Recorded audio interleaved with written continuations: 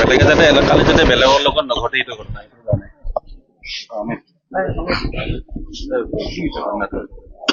ঘটনাটো আমাৰ মানে ৰাতিপুৱা আমি আহাতে তো আগৰ গেটটো খুলিলোঁ চব ষ্টাফ মিলি কেনে তো খুলি কেনে যেতিয়া পাঞ্চিঙৰ কাৰণে ষ্টাফকেইটা ৰখি আছিলোঁ তেতিয়া আমাৰ চিকিউৰিটি গাৰ্ড গৈ কেনে বেক চাইডৰ লাইট দিবৰ কাৰণে যোৱাতে চাটাৰখন ভাঙি আছিলে এইটো ভাঙাৰ লগে লগে আমি এইটো টাচ কৰা নাই টাচ নকৰাতে আমি আৰক্ষী জনালোঁ তো এতিয়া আৰক্ষীয়ে যি কৰিব আৰক্ষী কিমান মান টকাৰ টকা একজেক্ট এতিয়ালৈকে হিচাপ হোৱা নাই চামথিং 3.5 লাখৰ ওপৰত হ'ব আৰু এটা কথা জানিব পৰা গৈছে যে যিখিনি চুৰ হৈছে প্ৰায় আপোনালোকে জনালে প্ৰায় এম বাজাৰ টাৰ্গেট কৰা হৈছে বিভিন্ন স্থানত এম বাজাৰ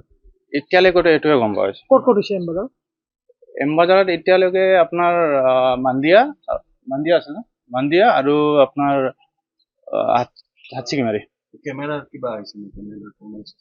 কেমেৰাটো ইমান একজেক্ট ক্লিয়াৰকে দেখা পোৱা যোৱা নাই কোনফালে সোমাইছে বেক চাইডৰ পৰা আপোনাৰ ফায়াৰ এক্সিষ্টৰ পৰা ভাঙি কেনে দুটা শ্বাটাৰ আছিলে হা দুটা শ্বাটাৰ আছিলে তো দুটা এটাৰ তালা ভাঙিছে আৰু নেক্সটটো পুৰা লকটোৱে ভাঙিছে কেছে লৈছে নে আৰু বেলেগ বস্তু এতিয়ালৈকেতো তদন্ত পোৱা নাই কিন্তু এতিয়ালৈকে কেছে দেখা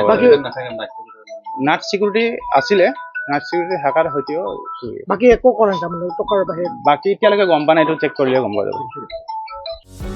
যিকোনো খবৰৰ বাবে যোগাযোগ কৰক আমাৰ এই নম্বৰত 9181 307 221